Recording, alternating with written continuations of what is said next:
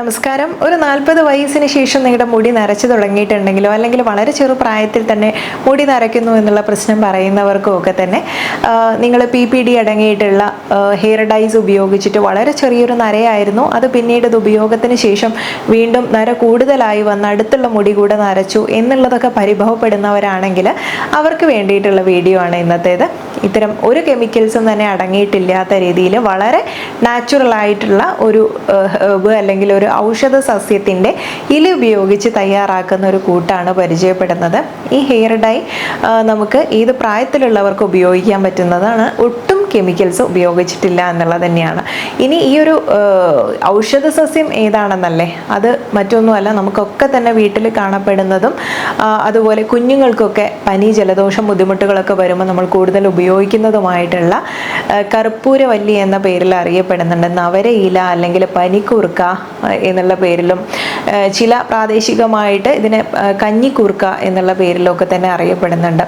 പർണയവനി എന്നുള്ള പേരിലും പറയുന്നുണ്ട്. അപ്പോൾ ഇങ്ങനെയുള്ള ഒട്ടനേകം പേരുകൾ സ്വന്തമാക്കിയിട്ടുള്ള ഒരു ഔഷധ ചെടിയാണ് നമ്മുടെ പനിക്കൂർക്ക. അഗ്നിമാന്ദ്യേ യകൃദ്രോഗേ ഗ്രഹണ്യ ഉദരക്രിമൗ എന്നും ഈ ഒരു പനിക്കൂർക്കയുടെ ചില ഇൻഡിക്കേഷൻസ് പറയുന്നുണ്ട്. അതായത് ഉദര രോഗങ്ങളിലും അതുപോലെ നമുക്ക് കൃമി കുഞ്ഞുങ്ങളിൽ നിന്ന് കളയാൻ വേണ്ടിയിട്ടായാലും ദഹനശക്തി കുറവുള്ള സമയങ്ങളിലും ഒക്കെ ഇതിനെ എങ്ങനെ ഉപയോഗപ്പെടുത്താം എന്നുള്ളത് അത് വളരെ ഡീറ്റെയിൽ ആയിട്ട് നമുക്ക് പറയാം. അതിന് വീഡിയോ മുഴുവനായിട്ട് കാണാൻ ശ്രമിക്കുക. ചുമ, ആസ്മ, തലവേദന, ദഹനക്കുറവ്, ഡയറിയ പോലുള്ള കേസുകൾ, ഇത്തരം കേസിലൊക്കെ നമുക്കിതിന് ഉപയോഗപ്പെടുത്താൻ പറ്റും കേട്ടോ.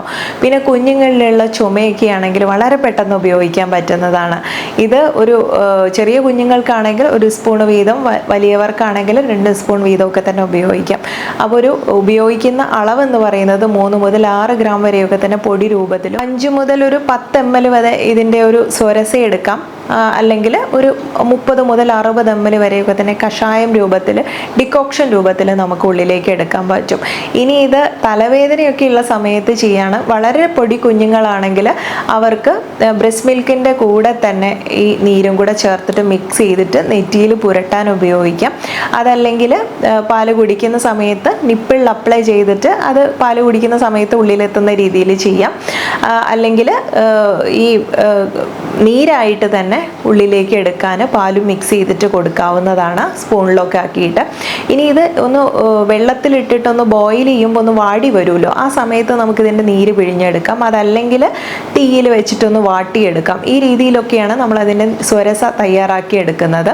അപ്പോൾ ഇത് വളരെയധികം നമുക്കറിയാം, കയ്യിലൊക്കെ പറ്റിക്കഴിഞ്ഞാൽ തന്നെ ഒരു കറ രൂപത്തിലാവും. അപ്പോൾ അത് മുടിയിലേക്ക് നല്ലൊരു ഡൈ ആക്കാനൊക്കെ പറ്റുന്ന വളരെ നല്ലൊരു ഔഷധ ചെടിയാണ്. ഡൈ എങ്ങനെ ഉണ്ടാക്കാം എന്നുള്ളത് ഞാൻ പറയാം. വളരെ ഇമ്പോർട്ടൻ്റ് ആയിട്ടുള്ള മറ്റു കുറച്ച് ഇൻഫർമേഷനാണ്. കാരണം കുഞ്ഞുങ്ങൾക്കൊക്കെ ഇടയ്ക്കിടയ്ക്ക് പനി വന്നു പോവാറും ഒക്കെ ഉണ്ടെങ്കിൽ മറ്റുള്ള മരുന്നിനൊന്നും നമുക്ക് ആശ്രയിക്കേണ്ടതില്ല. ഒരു നാച്ചുറൽ ആൻറ്റിബയോട്ടിക് ആയിട്ട് നമ്മുടെ വീടുകളിലൊക്കെ തന്നെ ആദ്യകാലം മുതൽ തന്നെ ഉപയോഗിച്ചു കൊണ്ടിരുന്ന ഒന്നാണ് പനിക്കൂർക്ക എന്നുള്ളത്.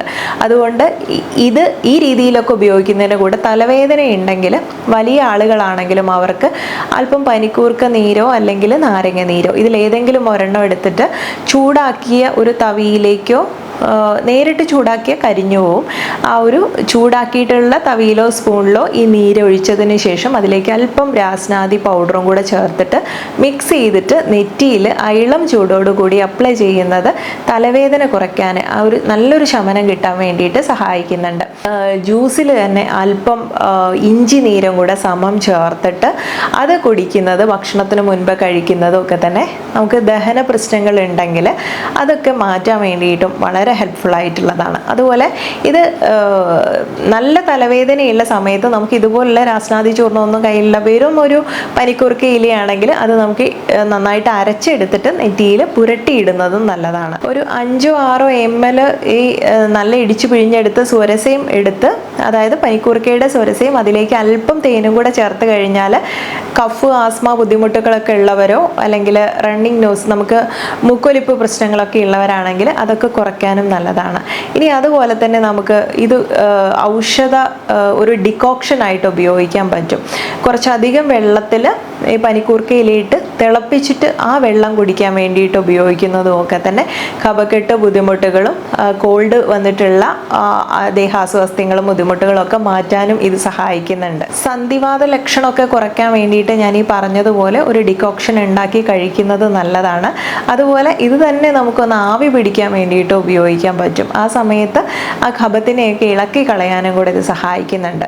ചൊറിച്ചിൽ, അണുബാധ, പ്രാണി കടിച്ചത് എന്നുള്ള ബുദ്ധിമുട്ടുകളൊക്കെ ഉണ്ടെങ്കിൽ ഇതിൻ്റെ നീര് അപ്ലൈ ചെയ്യുന്നത് നല്ലതാണ്. അതുപോലെ ഒരു 10 ഗ്രാം പനിക്കൂർക്കയുടെ ഇല നന്നായിട്ട് അരച്ചെടുത്ത് ചൂടുള്ള വെള്ളത്തിൽ കലക്കി കുടിച്ചതിന് ശേഷം കുറച്ച് സമയത്തിന് ശേഷം ത്രിഫല ഒരു സ്പൂണ് ഇളം ചൂടുവെള്ളത്തിലിട്ട് അതുകൂടെ കുടിച്ചു കഴിഞ്ഞാൽ പിറ്റേ ദിവസം വയറ് നന്നായിട്ട് ഇളകി പോവാനും അതുവഴി നമുക്ക് കൃമിയുടെ ശല്യമൊക്കെ ഉണ്ടെങ്കിൽ ഇല്ലാതാക്കാനും ഇത് സഹായിക്കുന്നുണ്ട്.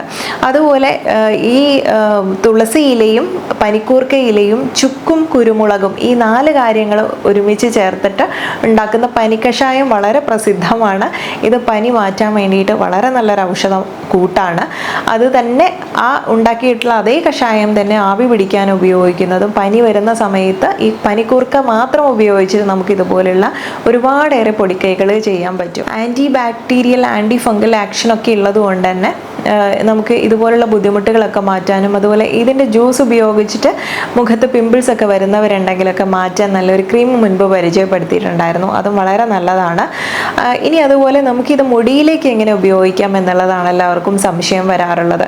ഇത് ഹെയർ പാക്ക് തയ്യാറാക്കുന്ന സമയത്തും ഒക്കെ തന്നെ ഇതിൻ്റെ ഇലയും കൂടെ ചേർത്തിട്ട് തയ്യാറാക്കി ഉപയോഗിക്കാം. അതല്ല ഹെയർ ഡൈ ആയിട്ട് തന്നെ ഉപയോഗിക്കണമെന്നുണ്ടെങ്കിൽ നല്ല ഒരു പഴയ ഒരു ഇരുമ്പ് ചീനച്ചട്ടി, കുറച്ച് തുരുമ്പൊക്കെ വന്നിട്ടുള്ള പഴയ ചീനച്ചട്ടിയാണ് എപ്പോഴും നല്ലത്.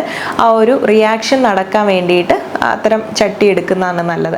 പനിക്കൂർക്കയുടെ നീര് അത് വേണം. അതുപോലെ തന്നെ നല്ല ഹെന്നയുടെ അല്ലെങ്കിൽ മൈലാഞ്ചി പൊടി നമുക്ക് പുറത്തുനിന്ന് വാങ്ങിക്കുന്നതാണെങ്കിൽ നമുക്ക് വിശ്വസിക്കാൻ പറ്റില്ല എന്തെല്ലാം ഉണ്ടെന്നുള്ളത്. നമ്മൾ തന്നെ വീട്ടിൽ ഉണ്ടാക്കിയെടുക്കുന്നതാണ് ഏതാണ് നല്ലത്.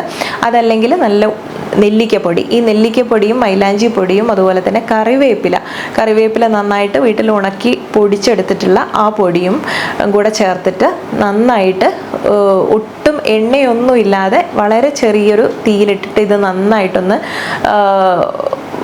ഡ്രൈ റോസ്റ്റ് ചെയ്തെടുക്കുക. അല്ലെങ്കിൽ ആ പൊടി ഒരു കറുപ്പ് കളറിലേക്ക് മാറിക്കഴിഞ്ഞാൽ അതിലേക്ക് നമ്മളൊരു കൈപ്പിടിയോളം പനിക്കൂർക്ക ഇല വാട്ടിപ്പിഴിഞ്ഞ നീര്, ആ നീരും കൂടെ ചേർത്ത് മിക്സ് ചെയ്തിട്ട് നല്ലൊരു മിക്സ്ചർ തയ്യാറാക്കുക. ഇനി ഒന്നും കൂടെ നിങ്ങൾക്ക് ലൂസാക്കാൻ ആവശ്യമുണ്ടെങ്കിൽ നല്ല കടുപ്പത്തിൽ ചായ തിളപ്പിച്ചിട്ട് ആ വെള്ളം കൂടെ ഒഴിച്ചിട്ട് ഒന്ന് മിക്സ് ആക്കിയിട്ട് നര വന്നിട്ടുള്ള ഭാഗങ്ങളിലൊക്കെ തന്നെ അപ്ലൈ ചെയ്യുകയാണ് നല്ലത്.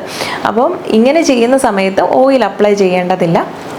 ഇതൊക്കെ നമ്മൾ വളരെ നാച്ചുറലായിട്ട് തയ്യാറാക്കുന്നതാണ്. ഒട്ടും കെമിക്കൽ അടങ്ങിയിട്ടില്ലാത്തതായതുകൊണ്ട് നമ്മൾ നല്ല നേരം വന്നിട്ടുള്ള ഒരാൾ പെട്ടെന്നൊരു ദിവസം ഒരൊറ്റ തവണ ഉപയോഗിച്ചുകൊണ്ട് മറിയണമെന്നില്ല. എങ്കിലും ഇത് ഉപയോഗിച്ച് കഴിഞ്ഞാൽ കണ്ടിന്യൂസ് ആയിട്ടുള്ള ഉപയോഗം നമ്മുടെ ഹെയറിൻ്റെ ടെക്സ്ചറും അതുപോലെയുള്ള ബുദ്ധിമുട്ടുകളും നരയും ഒക്കെ തന്നെ കുറച്ച് കൊണ്ടുവരുന്നതായിട്ട് കാണാൻ പറ്റും. ഇനി ഈ നരയെ കുറയ്ക്കുന്നത് മാത്രമല്ല, ഇതിൻ്റെ കൂടെ പുതിയ മുടികൾ വളരാൻ വേണ്ടിയിട്ടും നല്ല ഉള്ളു വെക്കാൻ വേണ്ടിയിട്ടൊക്കെ മുടിക്ക് അത്രയേറെ ഗുണകരമായിട്ടുള്ളതായതുകൊണ്ട് നല്ല ഒരു ഹെൽത്തി ആയിട്ടുള്ള ഹെയർ കെയർ മെയിൻറ്റെയിൻ ചെയ്യാൻ വേണ്ടിയിട്ട് സഹായിക്കുന്നുണ്ട്. അപ്പോൾ ഈ രീതിയിൽ വളരെ യൂസ്ഫുൾ ആയിട്ടുള്ള നല്ലൊരു ഔഷധ ചെടിയാണ് പനിക്കൂർക്ക എന്നുള്ളത്. പിന്നെ പ്രത്യേകമായിട്ടുള്ള ഒരു പരിചരണം ഒന്നും ആവശ്യമില്ലാത്തൊരു ചെടി കൂടെ ആയതുകൊണ്ട് നമുക്കത് വീട്ടിലൊക്കെ തന്നെ പോട്ടിൽ വരെ നട്ടുപിടിപ്പിക്കാൻ പറ്റും. ഇത് ഒരുപാടേറെ ആരോഗ്യ പ്രശ്നങ്ങൾക്ക് നമുക്ക് ഉപയോഗപ്പെടുത്താൻ പറ്റും എന്നുള്ളതാണ് പറഞ്ഞു വന്നത്. അപ്പോൾ ഈ ഒരു ഹെയർ ഡൈ മാത്രമല്ല ഇതിൻ്റെ ഗുണം, ഒരുപാട് ആരോഗ്യ ഗുണങ്ങളും കൂടെ ഉണ്ട് എന്ന് മനസ്സിലാക്കി തരാനുള്ളൊരു വീഡിയോ ആയിരുന്നു ഇന്നത്തേത്. അപ്പോൾ കണ്ടു കഴിഞ്ഞാൽ മറ്റുള്ളവർക്കും കൂടെ ഉപകാരപ്പെടുന്ന രീതിയിൽ ഷെയർ ചെയ്യുമെന്ന് വിശ്വസിക്കുന്നു.